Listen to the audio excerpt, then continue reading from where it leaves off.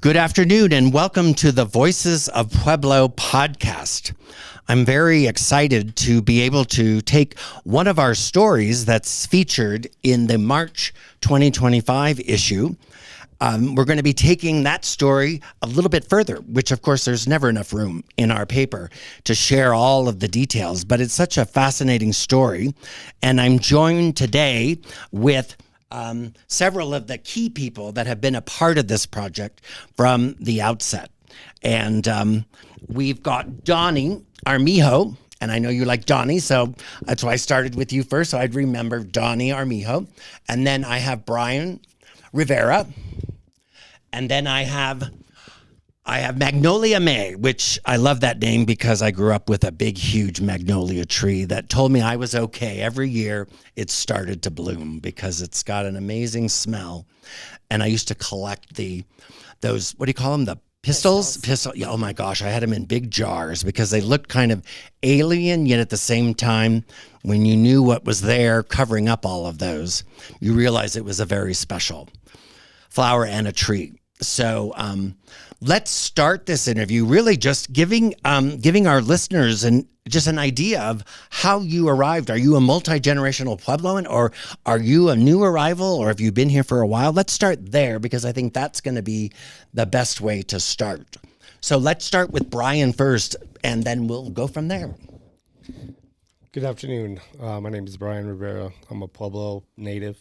Born here in Pueblo. Grew up off and on, or throughout time skateboarded, when I was in elementary school a little bit. In middle school, that's when I first, really found that skateboarding was, pretty much my escape, kind of my outlet, just to, maybe seek escape from whatever I was dealing with in my mind. Can I ask you that question that we have to ask? What high school did you graduate from? Pueblo South High School. Okay, you're going to have a fan base immediately. We know how that works here. And then how about Donnie? How about you? Hi, I'm Donnie Armijo. I am the founder or co-founder of Morningstar Creations, Inc. And I am a Pueblo native, born and raised. And I met Bryan in 1997. And he just has that passion for skateboarding and teaching kids and just showing our community what we can do for mental health, et cetera. So how did you meet? How did you guys actually meet? If you were both from Pueblo, you're Pueblo and natives, how did you guys, is that a story we can talk about on our podcast? Okay. You're still together, so that says a lot about the relationship. Yes. So in 1997, I don't know. He was coming up the stairs and I was going down the stairs. And where were these stairs located? Where were you? Am I asking too much? It was at a house party at his house. Okay. And were you famous for your house parties? Were you one of those great hosts that people... Yeah, we called it the frat house.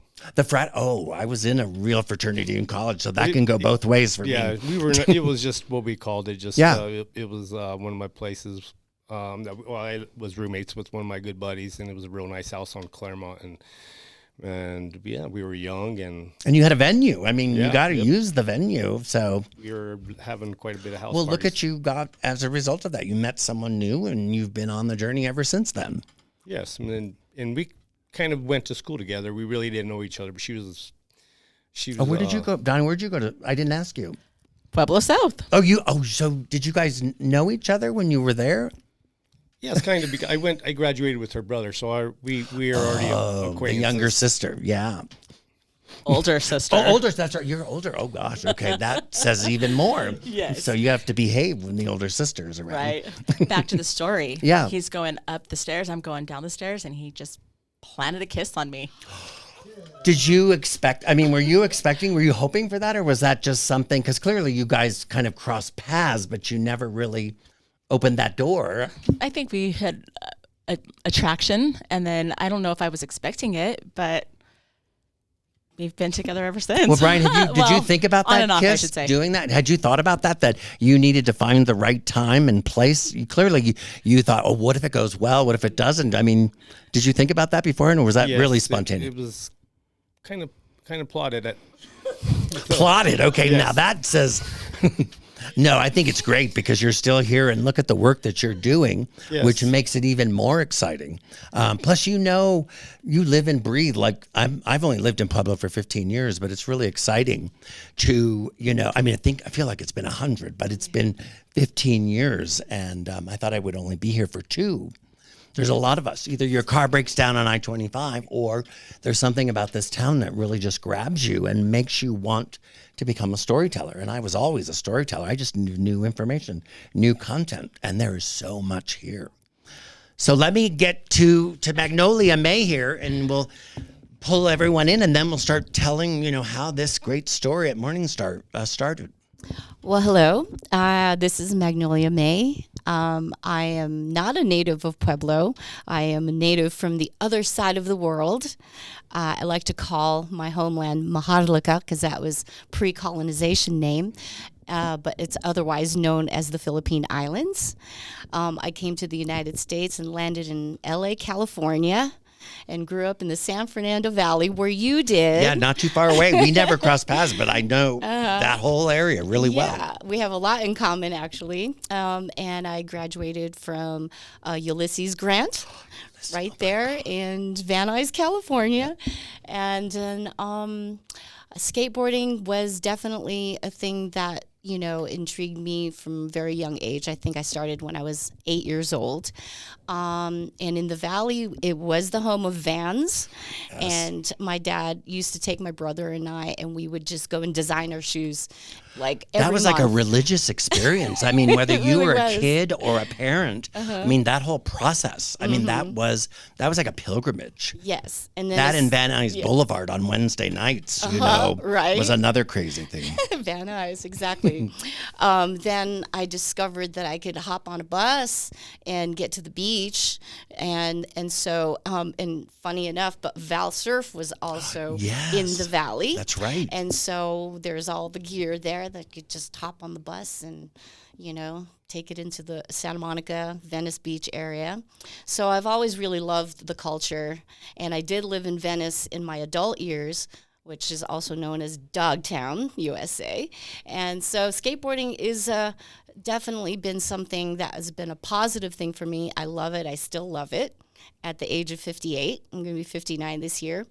And I like to kind of even, encourage people, my friends, children, to get into it. Right. And I love the sport because it's not really a sport. It's just something, something physical to do that you're probably going to love. It doesn't have to be competitive. You compete with yourself. Right. You want to get better. And It's like a that's what's lifestyle. really, I mean, it really is a lifestyle. Mm-hmm. And so Donnie and Bryan clearly are multi-generation. You've been in Pueblo. I mean, you go back to the early days. But why are you here in Pueblo? How did you arrive at the shores of Pueblo? Well, when you said, I've been here for 15 years, and I only thought it was going to be 2. That's my story, really? too. Really? I've been here 15 years, and that sounds Because you were here about crazy. the same. I remember when we first started walking the sidewalks, and you see the same people in the same places, and it's all revolving around, the arts, performing arts, visual arts, Right. poetry, music, all of that. You tend to find your people. Exactly. And if they don't bother you and they, are nice and they're not mean, they hang around and they stick. Yeah, we're for a still while. here. Exactly. Yeah. Exactly. And so, we came here.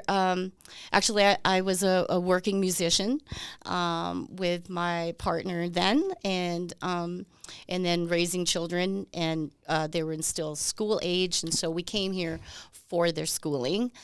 They went to PCC and did concurrent enrollment enrollment. Which is a great program. Through Yeah. Goal Academy, Yep. which was great. I mean, my youngest was 13 years old, and she got all her core credits done.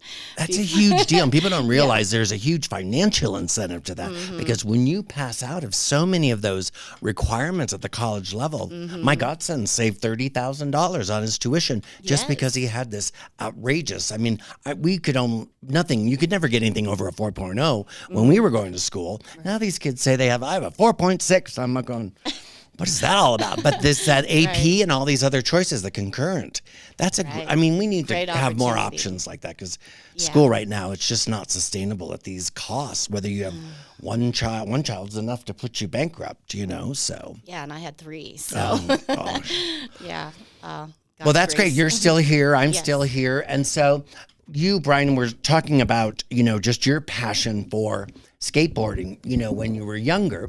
And it was kind of one of those outlets. It was a thing that, you kind of had in your routine. And when you talk about the creation of Morningstar, when did it all of a sudden become so important that you really felt that it needed some kind of leadership, some kind of organization, or some kind of programming, because it clearly looks like you really loved working with all these different people from different backgrounds, whether they're young or old. I know you do a lot with youth, which is what we'll talk about in a little bit, because you have this new grant from the Colorado Health Foundation, which really kind of reinforces exactly what you're trying to do in terms of finding these safe spaces where young people can come and really build trust and build those connections, which are oftentimes really hard, for young people who are still trying to figure out. I mean, puberty is the last thing I would wish on anyone. It's so nasty. But here you are, you're dealing with all these different kids coming from different backgrounds. But when did it become, what was I know now the Morningstar is, there's a whole story behind that, but how did that become so important that you needed an organization to do that? Probably right before 2020 in 2019, and I went to the Parks and Rec and asked what we could do at Vinewood Park. Did you say couldn't do? Or what we could do. Okay, I was going to say, because that's an interesting way to approach it, though. Because if you can't do it, then that means you can do pretty much everything else. But I went to the Parks Director and asked him what we could do at Vinewood, because Vinewood Park was already a skateboarding little mecca, little hub where kids always gathered. So tell me about that. How did Vinewood get this designation as being like this mecca for skateboarding? How did that start? Well, they have a basketball court there that's it's raised up off the ground. So all around it, they have these stair sets and they have these little drop offs. So kids would just go and just do their little tricks. So what is it about that? This is what a lot of people probably don't know. People who are watching skateboarding on the Olympics, they're seeing all these tricks on railings, on stairs, on all these different forms and shapes, which of course, if you're a business owner or if you have a structure that has something in front of it or near it that is really enticing, kids are going to want to, try it out. That's really interesting. So, is that particular park one of the few that has this unique? Because clearly they didn't design it for that. It was designed, and the kids and young people are thinking, this is an awesome place to go skateboarding because you can do all your tricks here. Yes, yeah. And it starts off, there's a one stair, and then on the side there's a 3 stair, and then a 4 stair, and these stairs are double sets. And then on one side they just have... Do they have a railing down the center? There's no railings. No railings, they okay. do have these little... docks, and the docks have these little walls that go along it's almost like stairs. designed it for skateboarders. It's like yes. not pedestrians. It's like But these skateboarders. The only bad thing about it is, like, once you come do your trick off the thing, there's only so much concrete before you got to go and bail out into the grass. Yeah, which is not a really good way to sustain your day, because Yes. you can only crash so many times. There used to be a lot of skateboarders in that whole little area, in that Highland Park area. That was their place. And how did the word get out? Was that just the neighborhood groups, I believe cliques, so. Yeah. crews, Yep. whoever Definitely. you're affiliated with? And then I also went to school at Highland Park, and then so I've been in that park since I was in elementary school, and then just thought, I'd go to the Parks and Rec and ask them what we could do there. I gave them an idea, and then they asked what we could do at another park, and so I gave them an idea, and then they said, we would like to see a grassroots effort come in, and we could be able to, partner up, and then that's how we which makes a lot of founded. sense, because I think, and one of the things why this podcast is really important is you're doing something really innovative and unique for a segment of our youth population that really has a passion for this, whether it's sport or it's just recreation or just hanging out, or some people just like to watch. I know a lot of people that just love to watch. But that's important to have that conversation, because clearly I know there are other people that are a little bit upset that there are skateboarders who are coming in and using what was clearly originally designed for just people who were coming in. But it's a mixed place for everyone. So to have these conversations, you're creating that environment where you can build that trust, and then hopefully you can design things within, which is where we're going to go with our conversation here in a minute.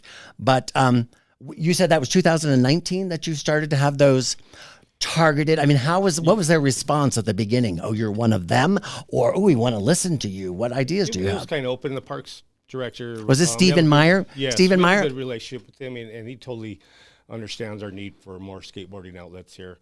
It's just what happened. See, I got back into skateboarding when I was 27. I was like in 99 or so, and they just built the one at City Park.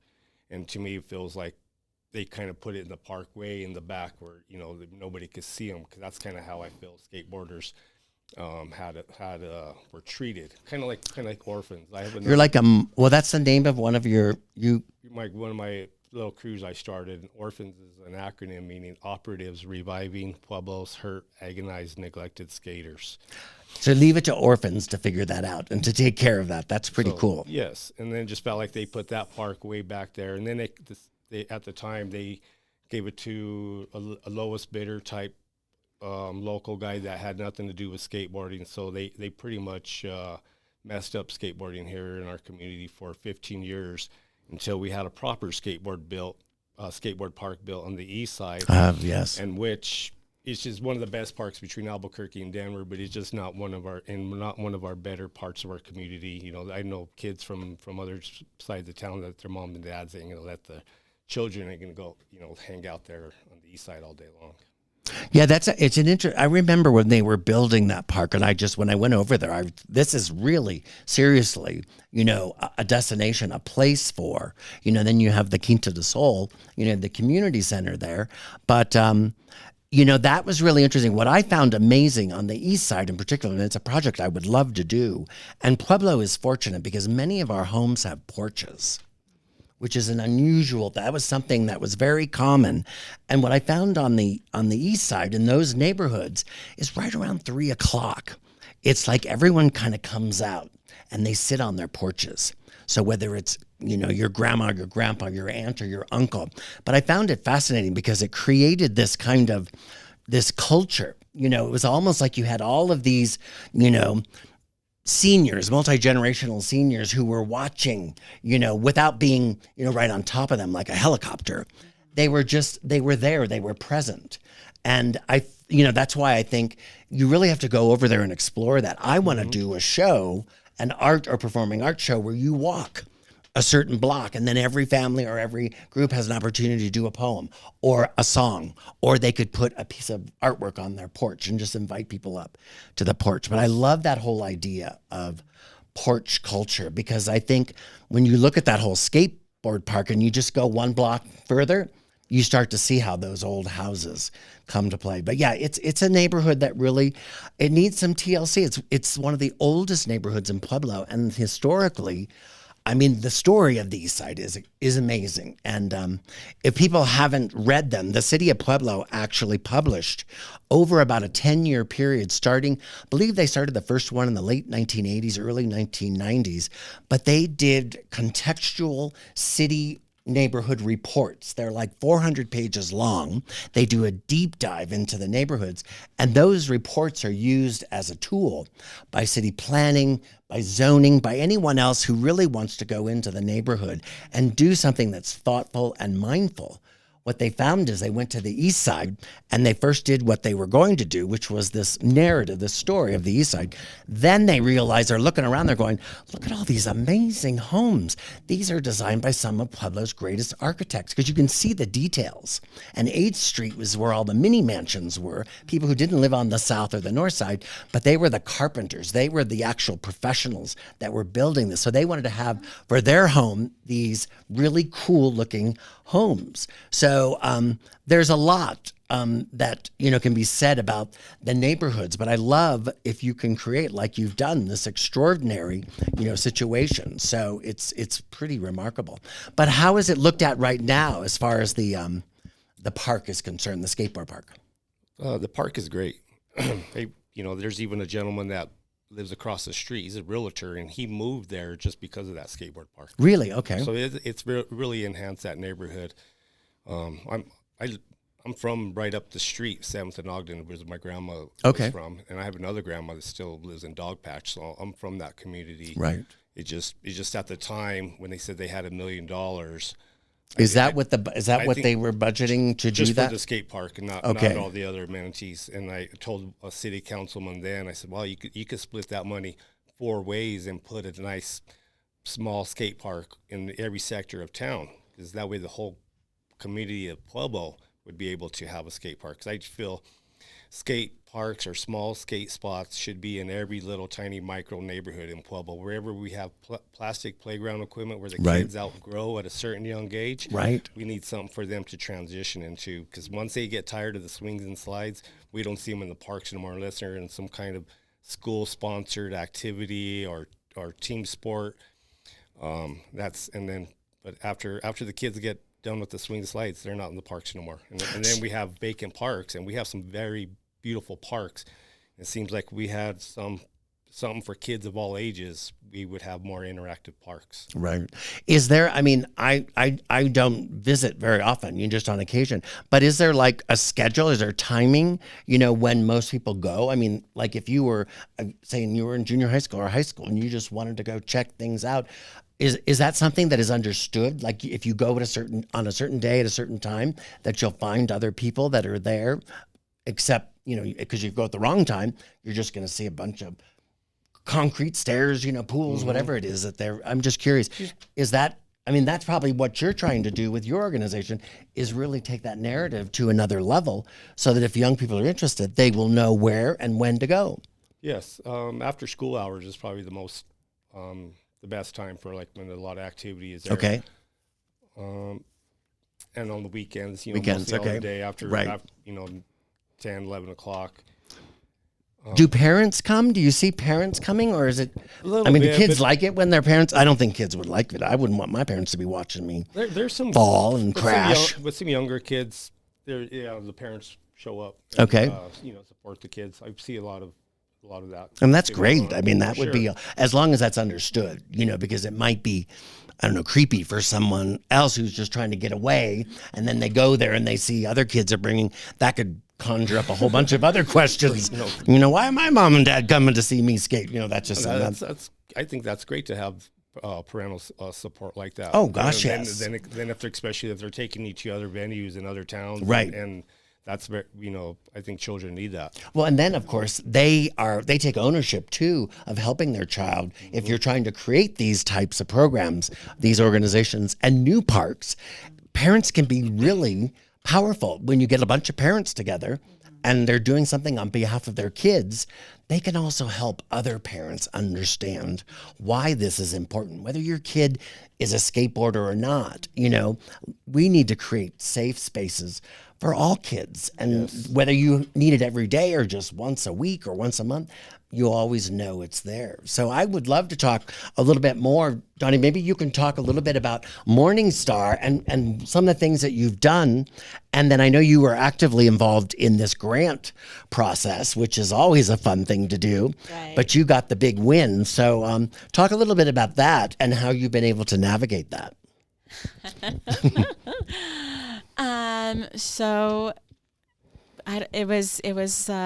It was a process. Again, we were on a schedule. We are on a schedule. We have until May 31st. I had to file an extension. And that's reporting back to the Right. Colorado Health Foundation, showing how Yes. you're actually using the funds. Yes, exactly. Our deadline was May 31st. Okay. We had to file a 6-month extension. And what were some of the requirements? What were some of the things that you needed to show by that date to show that you're using the funds for what you've asked? Just the whole process. Okay. From beginning to end. We want to have volunteers and kids to learn like the whole process of building a skate park from beginning to end. This is what I wanted to learn, because we were talking about all the other skill sets, from math to science to engineering to landscape architecture, all of that. So talk about that. That's really important. So we are going to come up with a curriculum. We have to show that we have that curriculum in place. We would like to video or have a videographer doing the whole process, just from beginning to end. Right. The funds, in what place or where they're going. So is the funding right now then more restricted towards programming? And because I know you have this actual destination, this park that you have plans for, which I know requires a whole other set of approvals, primarily because you're dealing with infrastructure, you're dealing with the park itself, and how is the community going to be able to use that facility in a safe and meaningful way? So have you done any boot camps or any of these programs, these lessons that you're trying to? Because I remember when we talked, I think it was last year, you were showing me some of these little modules of how you can learn just basic math and science, and construction. You were talking about concrete and how you lay all of that concrete. I mean, that's really a powerful process for a young person to get involved in, to know that they not only were a part of creating it, but they are, their brain is really expanding, and they're learning how to apply, because oftentimes that's the hardest part. Math is math, but boy, if you can apply math, that's where the magic is. Yes, exactly. We have not had a chance, Okay. but Bryan is coming up with ideas on how to do that. Right. Would you like to tell them? Yeah, that'd be great. I mean, I think this is where, when you share the importance of these parks, it's not just a place. I mean, recreation and all of that is so beautiful and so important for any person to go and just let it all go, and feel like you've just, you've had this great experience, whether it's by yourself or with others.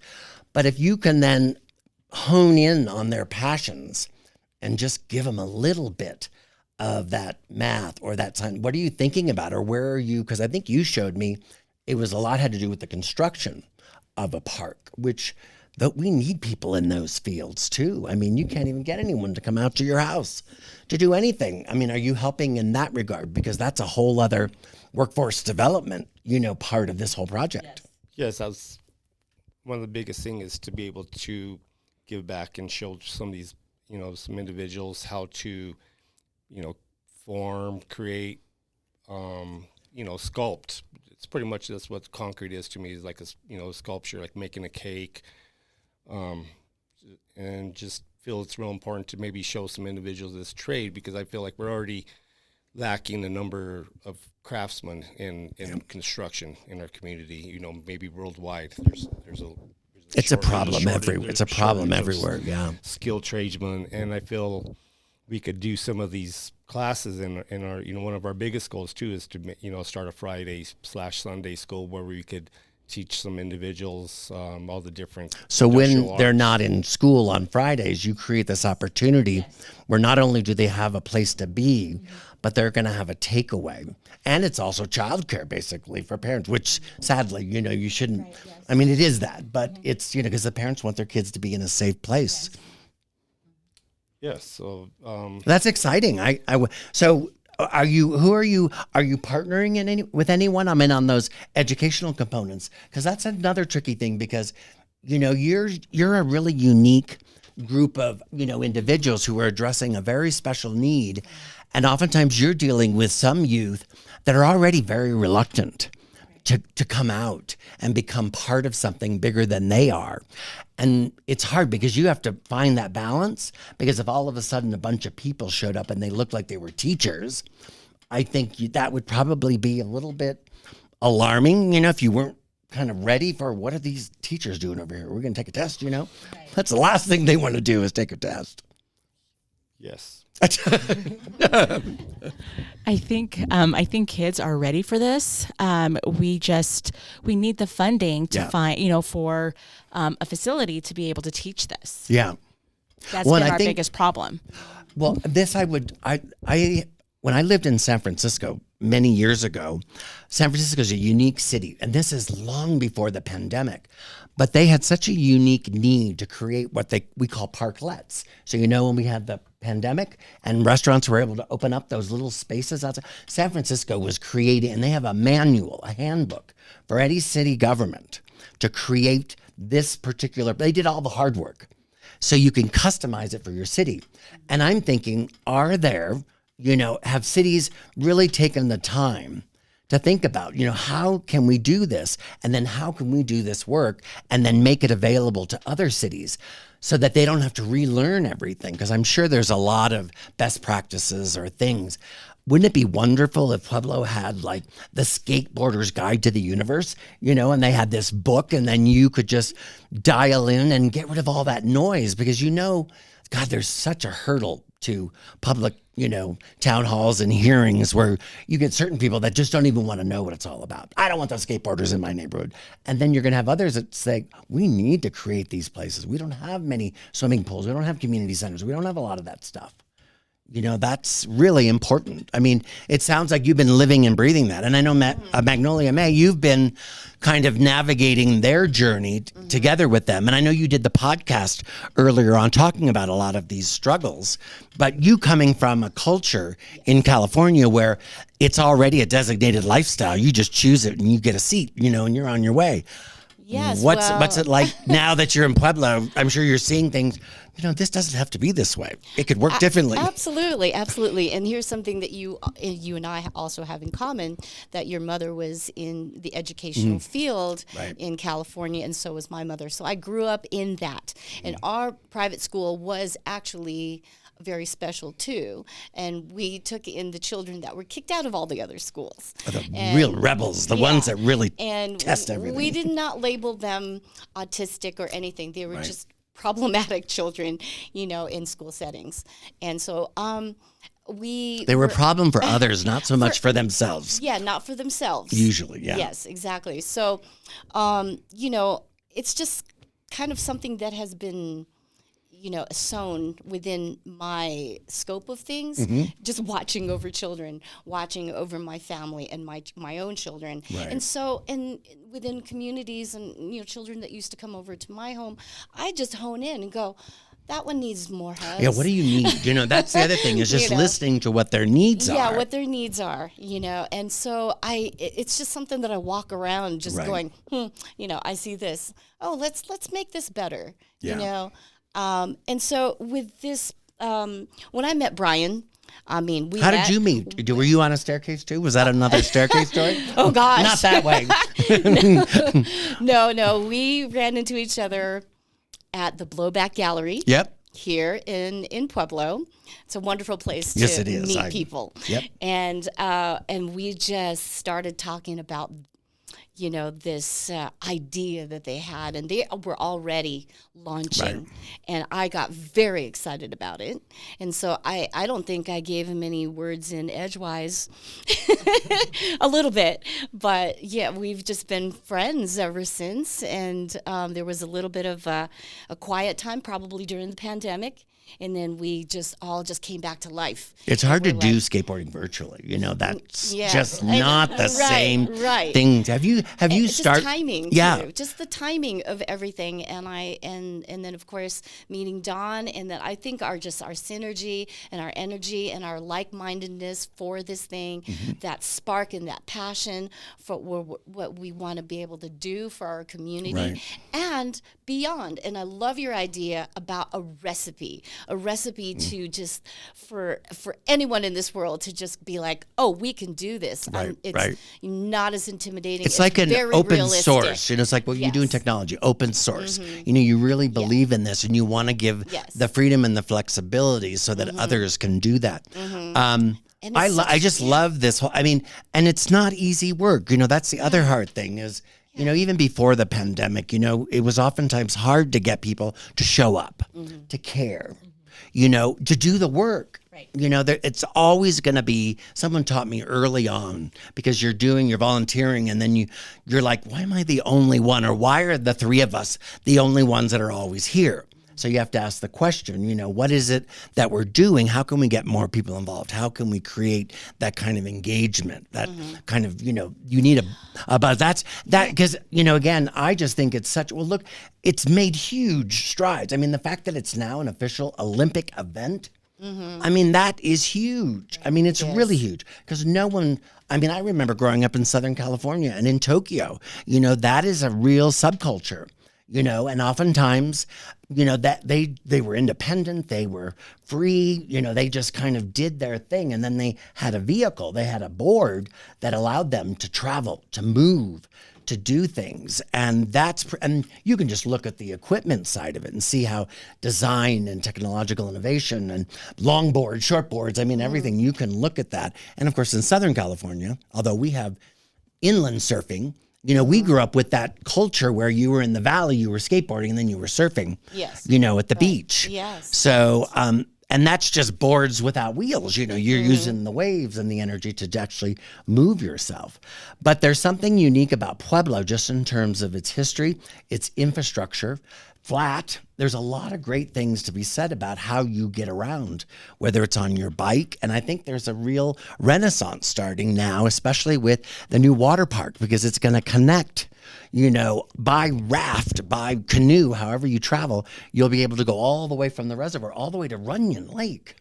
That's a huge deal. Yes. That is a huge deal, because that means people are going to be moving via one of the oldest ways, which was by water. We're going to be moving our way down, which is why people are here to begin with. Water is the origin story of this whole place. Whether you look at industry, whether you look at the original homesteaders, indigenous cultures, and the way that they farmed, mostly dry, smart. And then, of course, we had others that came from Europe who decided to settle and told them that they were wrong in their methods of agriculture. Now we're trying to reverse all that and go back to a lot of this. But I love this whole notion of how we, at a hyper-local level, find best practices, find the best ways for us to reach our kids. So you said May 31st, you got an extension now. So much more time do you have? November the 30th. November 30th. And how do you feel about that? Is that just like, oh shit, it's going to happen right around the corner again? I feel like we have a better cushion. We were hoping that this was going to be done by now. Right. So I do feel better. And this is the first time that you've actually, I was going to say, how did you, because I have, I've worked with the Colorado Health Foundation, but it's really fascinating because they are just such an incredible organization. And usually when you get to that level and you actually have submitted an application and they have said, yes, we believe in you, that's a big deal. Now they have a unique organization and unique structure, and they actually have people on the ground. And Charles Reese, who represents us, you talk to anyone, and he's been just simply amazing. And what is it about that process and Charles that makes because most people don't like grant writing because it's a beast, and now it's even more important than ever. Right. We had a grant writer, Annie, and she did tremendous. It was just. It was kind of nerve-wracking, but we got through it, and I feel very honored that we got this grant. Yeah. Well, this is one of the reasons why we've been following your story with the photo essays and everything. But when we realized that you got this grant from the Colorado Health Foundation, that really says a lot about what you're doing and what you want to do in the future. Right. And it's important, but it's not something that you just pick a guidebook out and it says, here's the manual. You need to do this first, this second, this third, this fourth. Yes, exactly. And it's for the kids, you know. Right. We want the kids to learn how to do things. They took our industrial arts out of the schools. Right. Well, that's So we just thought that this was a perfect grant to be able outdoor structures. Right. To teach the kids or any individual that doesn't right. know how, you know, Because that would love to learn. And you don't have an age. There's no age restrictions or anything like that. Nope, not at all. And you don't even have to get on a skateboard. You could just love the skateboard culture and community, and you just want to participate. So that's another way. So if you're an observer out there and you like to photograph, video, or you just want to learn more about that subculture here in Pueblo, I mean, there's some pretty cool places where, you know, you can actually see this live, you know, it's fun. Yes. And I love the whole thing where they're going to learn how to do this, right? So they're going to be in every aspect of it. And then they get to play on what they create. Yeah, which is they take ownership then. They care about it. Yes. They make sure it's looking good. They pick up the garbage, the trash, hopefully. Yes. I mean, that's a big problem. I pick up garbage everywhere. If I see it, I pick it up. You know, why not? But talk about some of those things too, because you're already seeing from the individuals that you have attracted, you know, to what you're doing, that they're already kind of making, shall we say, progress. You know, they're becoming more mature. They're actually part of an arc of development, an arc of creation. You know, you guys are creating these spaces. God, there's nothing more powerful than to get people that are going to be using it. It's like if you're building a house for someone, hopefully the owners have a say instead of the architect just saying, this is what I like, so we're going to do this and this and this. It makes a big difference when you have a voice in that whole process. Definitely. I also an ambassador for a crew from California. They're called Skateboard Park Respect. They're all about you have the cap on right now. Yes, sir. They're all about keeping parks clean, or just, you know, respect your spot and pick up the litter, and even maybe pick up other people's litter. Did they evolve? How did that particular organization? Because I love the logo. It's a person on a skateboard dumping trash into a trash can. I love that. Yes. I think they just started out kind of small too. They're a nonprofit group in California, but they have ambassadors all over the globe, just preaching keeping your skate park clean. Because a lot of times, if you know, kids are just out there littering their parks or graffitiing on it, right. And then pretty soon, city municipalities will see that negative, and then we'll just close the park down, and then there you go. You don't have no skate venue. It's one of the line items that I have noticed in multiple cities, that when you make these proposals, the question's going to come up: how is this going to be maintained? Because I mean, city governments are already, I mean, they're being forced to cut everything, and of course, it's really easy to just cut. Oh, we won't clean that up. We don't need to do that, but once a year. Well, what happens if people are using it in between? And if you don't have people going back and forth, they really don't know what's going on out there. They don't know if things are safe, if things are, you know, clean, if things need to be fixed.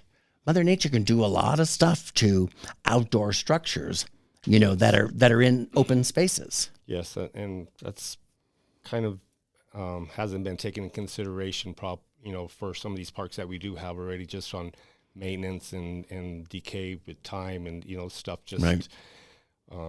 Breaking or chipping and stuff like that. So that stuff has to be fixed, and it seems like sometimes it's not in the it's budget. Not a priority. Yes. It's not a priority. So it's in the budget. There's just no line item number by it. I've seen that happen before too. And you've actually even volunteered your time to go clean the park on the east side.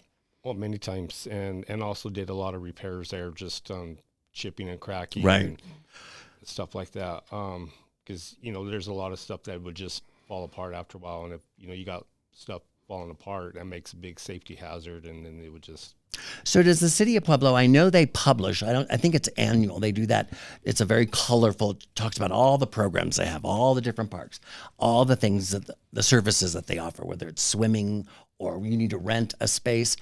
Do they have on the city park maps, do they show like designated skateboarding facilities on these city maps? So it's actually like they have like bathrooms, they've got like, all kind of parking. They've got all these amenities. Do they actually go as far and say that this is a designated? I mean, I know that there are designations because I've seen those international logos, that you use. Like the Olympics, every sport has a designated logo for that sport.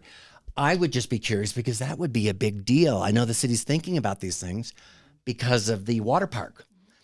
It's going to be a huge conversation. All of a sudden, people are coming here for recreation. Well, what if you have a group of people and 3 of them want to go skateboarding and then the other ones are going to go on the river? I mean, it just gives more options. Has that conversation had? Do they have them on a legend on a map that says, go to this park and this park and this park if you like to skateboard? I really haven't seen anything like that. But there is on certain maps that there is, a skateboard park there on the east side and one in City Park. Those that really invested the money to actually create like that $1 million investment on the east side, yes. Clearly that's like a 4-block when you start adding up all those areas. That's a big area because it crosses over by Nick's, by the Solar Roast there. And what a real gem we have is actually the skate trail. I call it the skate trail, but it's the what's the skate? What's a skate trail? I want to know what the skate trail is. The Arkansas River Trail from CSU Pueblo to the dam. Oh, to the dam, which is an amazing thing that most people don't even know about. Yeah, there's no stoplight. There's no stoplights. You just keep going. Just keep going, and if we had little skateboard, little stations, or even exercise equipment all throughout that thing, that I think that skate trail or that river trail would be more interactive. Is there like a park course that's for skateboarders? Because they have a great, that Frisbee, golf out at the city park. I mean, they spent all that money, that beautiful. I mean, that could be like a 3-par golf course, but they've got a Frisbee golf out there. I mean, are there things, that would be really cool because you could use the same type of map system. You just have to identify using certain legends that you would do for anything else. And it would be, oh my God, if you're a skateboarder, look what Pueblo has. Let's just do these first 3. And then tomorrow we'll try the other 3. Yeah, and then if we have any energy left, we'll go do something else somewhere else. But I've been more. No, I love that. And that part of our mission statement. I worked on they call it the Pathfinder Skate Trail up in Denver by Aurora, and it's called Inspiration, the little area, but it was just a walking path, and we put up like 9 or so skateboard features. That way, who owns that? Is that owned by the city, the county? Their municipality there at Inspiration, and once it was kind of published by these guys called Speakeasy Colorado, they didn't want all the people from all over the world going over there, but skateboarding is kind of like once you build something, they will once you build it, they will come because skateboarding is more popular in a way where you build something cool, people will come and just skate it that one time. It's not like football or tennis, just you go to play tennis in another place. It's just the same tennis court. Right. It's skateboarding, little parks are usually always different, so that's what's unique about skateboarding. You could travel and just everywhere is always different. So skateboarding is over $1 billion industry, and at one time we used to only have one park, and which was considered one of the worst skate parks in Colorado. It was in a treasure map of a map of all the great skate parks by these guys called Conspiracy, I believe, in Denver, and they had Trinidad Skate Park was like hitting a pot of gold.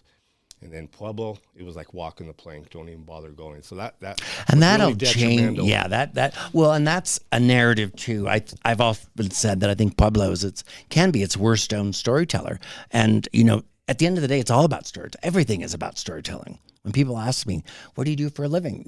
Everyone is a storyteller in some shape or form. But I think, so if you were, right now you can see the whole arc of skateboarding because now you've got Olympics. But how do some of these kids, say you find a kid that's just like, right away when there's a kid and he's doing stuff that he shouldn't be doing at that age, or he just has a natural ability, or she, how do you then, are there pathways? Are there clubs at the schools? Do they allow a skateboard club at the schools, or is that like, we got to worry about insurance, Yeah, I haven't heard any skate clubs here in any of our schools here in Pueblo. What school is, awesome. Yeah, well, I'm just trying to think, this new park that you're working on, Talk a little bit about that particular park and what you envision. But I'm thinking there would be an opportunity if there was a nearby elementary school, nearby junior high school or whatever, or a community center. And this was where you could maybe do some of these classes or these boot camps, where you're getting some of these kids or participants into a less, it's not a formalized, you don't want it to be like locked down classroom, but in an environment where there is a set time, you have a certain, number of items on the agenda that you want to cover. You've got, all kinds of things that you want to just test on. You want to see where these kids are. But talk about this new project. The Great Push, that's what it's called. It's the Great Push. Why is it called the Great Push? I love that name. Some we came up with is just be pushing skateboard, right, and just pushing, and for many years I used a skateboard as transportation, and just before there was parks, we just skate all over Pueblo, and we're just always pushing. That's what we call this. Go push, and it also relates to anything in life. The Great Push. You got to just keep pushing. I like that because it has a P for Pueblo, but push is I love action words. And that's a good one because you really have to push. It's not like, unless you're going downhill, you're going to be pushing to get to where you're going to go. And that's the other thing is I don't think, especially younger, I think all people are too sedentary. They don't get out. They don't walk. They don't, for some reason. And I know the pandemic made it even more difficult because you weren't supposed to do anything. It was lockdown, yes, which we're humans. We can't do that in a natural way. It's just going to cause a lot of inequities, and we're going to have a lot of shortfalls and a lot of different things. But now's the opportunity because, look at how, now that we're coming out of winter, there have been some days where I'm like, oh my God, this is amazing. 70 degrees is really sweet when it happens that way. And you're creating an opportunity for people to get out, to socialize, to learn, and to push. I love this whole notion of push. So what's going to happen at this particular location? What you have envisioned certain things that are going to be built there that will attract, people to come to that park? Yes. And why that park? Why that park? It was just a skateboarding hub. Already? So there was already it was just, it was kind of underground, just the basketball court, but that's where I went to elementary school and feel like I could give back to the community that way, somewhere where I grew up. And just feel like in every micro neighborhood in Pueblo, we need something for kids to get introduced, say, to the art of skateboarding.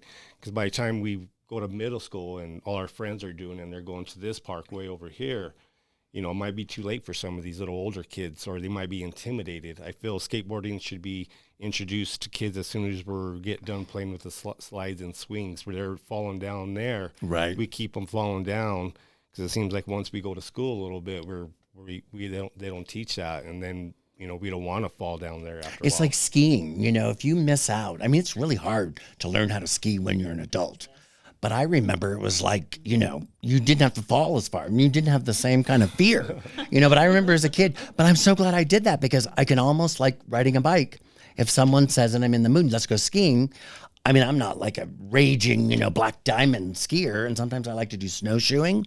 Badger Pass in Yosemite was one of the, oh my God, snowshoeing is just so, it's medieval, but it's such a good, experience.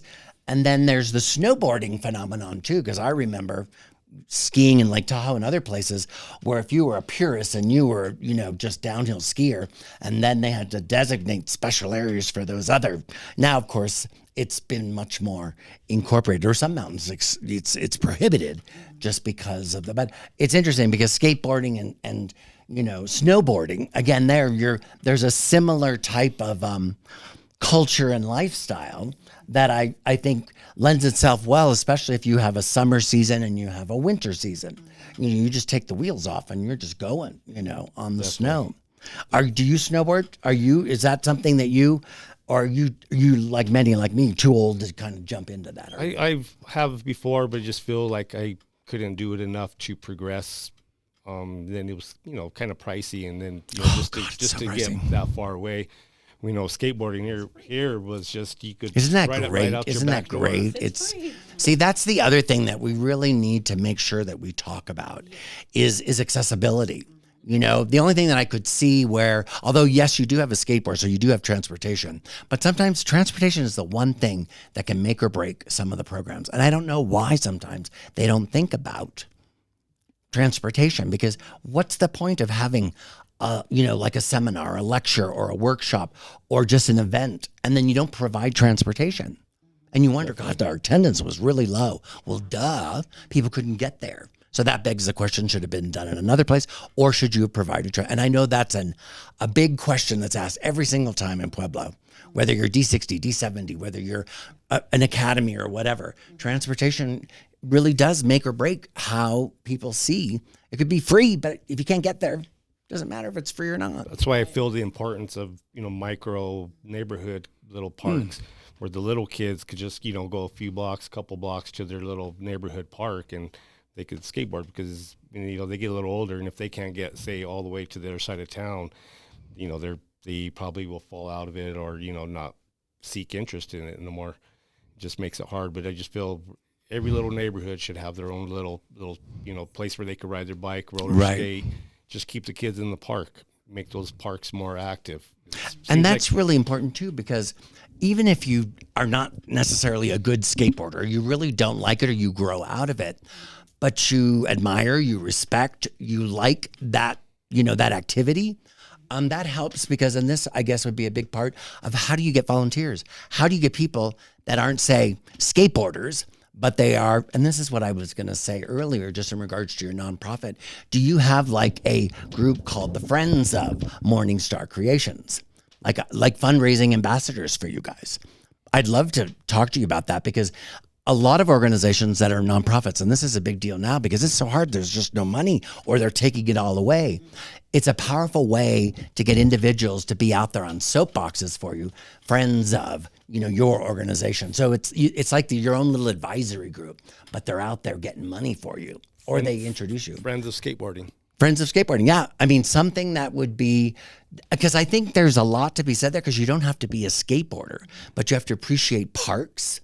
You have to appreciate, landscape. You have to appreciate, why that park is even a park. Because there's usually a story behind a lot of these parks. And Ray Aguilera, I used to love every single, bless his heart and his soul, because he would, at every city council meeting, he said until his last death day, he said, we need to have swimming pools. We need to have community centers for our kids and for our seniors. And that was his last dying wish, was for every little neighborhood to have that place that was unique to them, that they could walk to, and that they felt comfortable and safe going to. You wonder why we have issues with crime and stuff like that. There are just places that people have forgotten because there's not a community center here in Pueblo, unless it's you pay like the YMCA or something.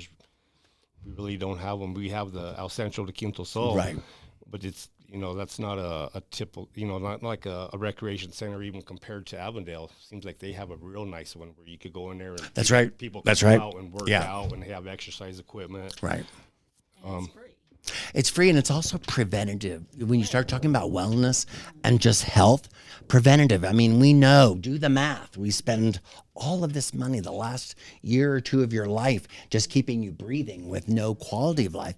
We could do so much more if we were able to look at the preventative side. And that's why I think if you can find the right coalition of people, skateboarders are going to be at the front of the line, of course. And that's important because you need to have that first and foremost. But then when you start talking to cities, counties, and these big organizations that are going, ooh, shit, lawsuit, that's the first thing they're thinking, liability. Because people are out there doing some crazy stuff sometimes, but it's really cool. And if you practice and you do it over and over again, you can get all the way to the Olympics like they do now. But I think that's the conversation that would really start to, and this is where Pueblo has an opportunity to define, because it doesn't need to be like a California. It doesn't need to be like a Florida skate park.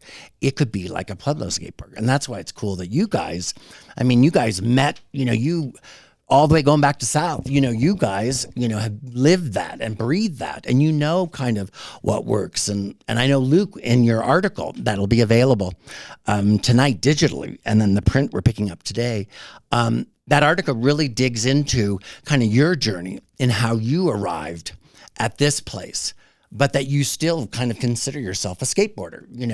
You're clearly not a 12-year-old or a 13-year-old. My tombstone's going to say 12, forever 12, never 13. Because once you turn 13, it's all downhill from there. But no, you really live and breathe that. And I think that's why kids or young adults or people like to be around you. But tell me a little bit about what just happened at Blowback Gallery, because that was a big part of your new mission. And then talk a little bit about what's coming up later this month, which is a huge deal, which you'll be featured in the article too. We just had an art exposition, called it the Friends of Skateboarding, or the School of Skateboarding Arts. We had 12 or so creators, makers, artists, with displaying their creations. So it was just like a community little art exposition. It was a real good turnout. How did you solicit? How did you even know that someone in this community could paint or draw or make pottery? Was that just part of getting to know them and the culture? And you said, we got to show this. Yeah, just from kind of our affiliates, our comrades, our board members are helpful in that regard. Yes. They can be huge. Yeah, most of them are all our board members that are. And this was a fundraiser. So do you have any dollar amount? Do you know how much you raised at that first? No. I know I bought one piece because it was amazing. And I go, oh my God, you need to raise your prices. I think most of the funds we're going to try to raise is maybe through the bands and stuff. We kind of just left it where it's just the community, the artists were just. But what a beautiful way to not only acknowledge these individuals who are part of your group, but to show the community that these people are more than just skateboarders. These guys are these individuals can do a lot of different things, and they're contributing in a lot of different ways. I think oftentimes we have these stereotypes of what a skateboarder. Now, I grew up in Southern California, so there were oftentimes skateboarders were kind of revered as being that unique counterculture where they were just flying, they're moving everywhere. And we just didn't try to stop them. They'd end up at the beach, when sunset. I came up with Friends of Skateboarding because, back when they brought CSU, when CSU brought football back, and they had a group, it was called Friends of Football. Right. So I said, Friends of Skateboarding. And you probably keep in touch with a lot of those people that you started to skate with. Yes. Yeah, definitely. And I have one younger individual. He lives in Denver now, and he travels around building skate parks. And we started just doing backyard. So he has a career. See, there's an example right now. You have a case study of someone who's actually making a living out of this experience and growing through it and understanding all the trials and tribulations and knowing that it doesn't have to be that way. Yeah. You're always going to get in the roadway of a lawyer because they're always going to go, no. Yeah, but there are ways to get around that. He'll actually be here tomorrow. I'm going to help him do a little project for actually a gentleman that lives across from the skate park, and we're going to do a little backyard DIY. Oh, good. Then we'll upload this tonight so that he'll be able to listen to your podcast. Cool. But I've known this young individual since he came here from New Mexico. And how old was he when you first met him? I think probably 15. Wow. So he was, those are those really hard years where you're trying to figure out if you want to be an adult or not. I showed him how to read a tape measure, and he so now he uses that what he's doing now. And he's actually was in the union as an electrician. Love that. He's got, he understands the formula. Once you figure out the formula, you can apply it to anything. Definitely. I like that. Even my son, does he wear his tape measure? Does he have one of those? Yeah, that's so cool. And now he is in such a good state where he's just accumulating so many tools that it's just awesome what he's doing. He can fix things. He can build things. He can create things. How old is he now? I believe he's like 31. Oh my gosh! So we've got that's like a life. It's a new lifetime coming on board. Yes, and I have a couple other individuals. My son, and I have other individual. Younger kids like Jaron Robles. I just hope that. Show them a few things, and then that way they could use it later on down the road. So what did they, I grew up in Japan, so we have a senpai kohai. So it's like the teacher and the student, it's like the mentor, the mentee.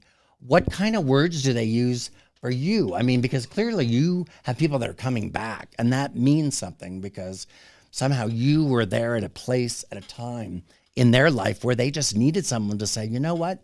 you can do this. Here, you want to try this? And then they're like, damn, I can. So it's up to them to take it from there, because you can't convince anyone to do anything. They've got to want to do it. So what do they call you? Are you Papa Skateboard or something? I mean, what, do you have a nickname?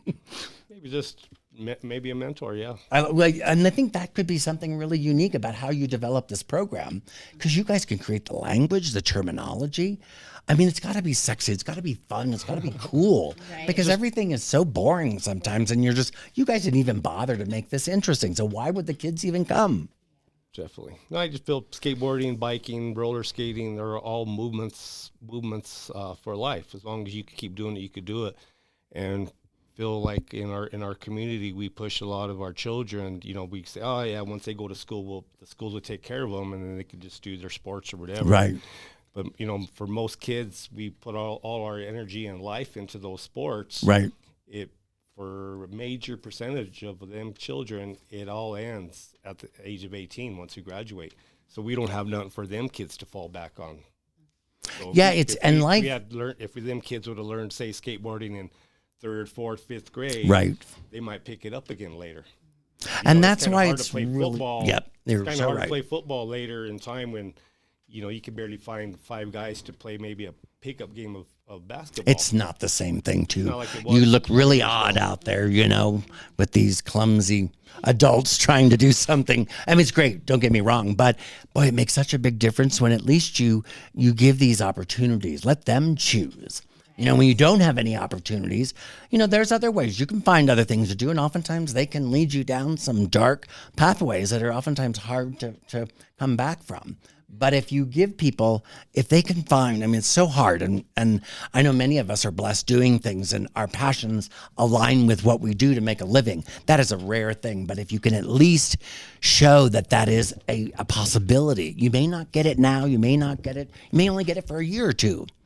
But God, you'll be so glad when you do, because, then you have control over when you get up, what you eat, what you do at the end of the day. And do you have, funds to do things that you want to do for you, for your family, for your friends?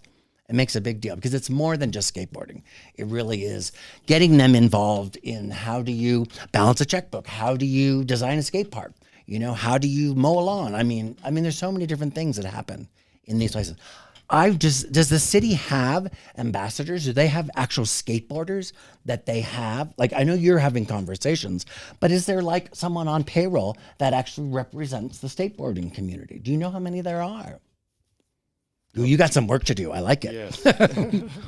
Not many, but I think I'll bet you have more than you know, because they will come out. Because I think skateboarders, as they get older, they look at those skateboards, but they don't get them out as much as they would like to, for good reasons, because you fall. Sometimes that's what. Yes. Yeah.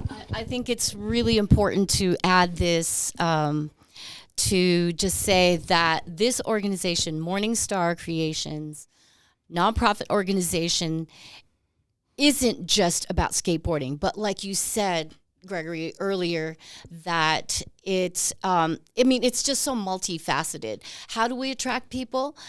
We are here for the community. We are here for our children and all ages, really. And even just the little events that Bryan and Donnie have put together, people show up, and we're talking little kids, moms, dads, everybody in between, people who don't skateboard, but because it just is such a joyous gathering of people, and all of these people are so diverse. Now, I just want to say that we are all artists right here. We do multimedia art. And when we were talking about the Friends of Skateboarding that is up at the Blowback right now. Yeah, I was going to go over it because I want to make sure that people realize that that's hanging now at Blowback through the end of the month. And then you have this big event that's coming up, which is actually the music-based event. Exactly. So it's tell us about multifaceted, and I just really think that this is an invitation for anyone and everyone. If we can just see that we need this, for our community, and if we can spread this concept throughout our nation and our world, I mean, we are just going to be better people. We're going to be better communities. We're going to learn we're going to learn from different people. Yeah. It's a social gathering. Yeah. And I think since 2020, or the pandemic, we kind of lost that. We became afraid, and we're coming back out, and in a new way, almost fearless, And hopefully, because that's what's going to make all the difference in the world. I know the Pueblo Star Journal, we've dedicated, storytelling to this effort. We started with the photo essay competition. So Jeffrey Moore has been our dedicated photographer on the Pueblo Star Journal team to actually capture this. Because at the end of the day, this is one of your other obligations, is that if you don't tell the story, if you don't document it, it never happened. And it's really frustrating. So you're doing such hard work, and it's probably the last thing you want to do. Shoot, we got to document this now. We got to do a report. Donnie, you got an extension? I make them do it. No, that's great. That interview, I'm like, it won't take very long. I'll ask the questions, and you just tell us what it's all about. No, exactly. And then we have content, and we take more pictures, and we do videos, and we have more events. I mean, it's just fun. I can't wait to see some of these translations when all of a sudden people realize, oh my God, skateboarders learned their math, their science, their engineering. They learned all of these skill sets that you could almost get a certificate like we do at Pueblo County High with the AMAC, the Academy of Manufacturing, Agriculture, and Construction. Those kids are getting a GED and a professional certificate. They have options. They have choices. And we need to do more of that. I love the social aspect of it too, though, because I see how like the older kids, and I'm talking about even the 20-year-olds, how they are already, they have a way with the little children. Yeah. And the little ones they just feel like that's my big brother. That's huge. That's so important. Yeah, and his example is going to be so impactful. Right. Like he picked up his trash, or we're going to be or for an adult just to see a kid picking up the trash without another adult around them. I mean, they think I'm a freak because I just pick up trash. That's just what I like to do. Yeah. But I mean, if you're at a park and you're like, because then the adult's like, well, why didn't I pick that up? Yeah. Why is that kid picking that up? I like that kid. Yeah. Where's that kid from? I mean, but you learned it from somebody. Exactly. You don't just go around picking up trash unless you have some kind of fetish. But that's really fascinating. And then the manners and the way they consider each other. Yeah. Because a lot of times when skateboarders go, we take our turns. You know what I mean? Like I love that how you guys line up quietly, passively. That's one of the photos we use. We don't show their heads, but everyone lined up with their boards and their feet, because it shows a lot about just that respect that you have for the person. And my turn is coming. I mean, isn't that such a great lesson in life? Well, we need to do more of that, because if you can get a child to de-escalate for 5 seconds when they get really angry, you've already won. Because 5 seconds is all it takes for a child to de-escalate. So that emotional, they don't do things irrationally out of emotion. And that's hard, because you just want to beat the crap out of someone or whatever the reason is. But at the end of the day, that waiting your turn. You'll notice in the latest issue of the Pueblo Star Journal, I did a short article on shopping carts. And what does that say when you find shopping carts all over in different locations? What does that say about the person that left it there? And I did a deep dive. It's really funny. It's a crack. But it's these same things. Okay, each culture has their own way of going about doing things. And I love the respect. That exists, especially at that young age. That's one of the hardest things to get into a young mind is to have respect. And especially if you want to be a part of a community, I mean, it's got to start there. I saw it firsthand, and it was just so incredible. I mean, it blessed my heart so much to see my 8-year-old grandson understanding how we take turns, and you just don't want to, you just have to be considerate, and you have manners. It's like a lot of our kids. Manners, what are those? Manners. Exactly. So, but I have a big surprise where you have a new writer, and I'm hoping, my fingers are crossed, amazing individual who wants to do a really interesting manners column from Pueblo's perspective in Southern Colorado. What does that really mean? What are manners? What is respect all about? and this person is amazing, but it will be, you have to live. I'm almost trying to, I want to have a conversation with Amber Tozer. She did her award-winning New York Times best-selling book on sober stick figures when she was coming out of her addiction. And she, for 15 years, that book, she does these little stick figures, and her writing is amazing. I keep talking with her. I'd love to have her. But these are people from our community who have taken their skills through a lot of hardship, but to a very kind of magical, place that is now impacting other people and their lives.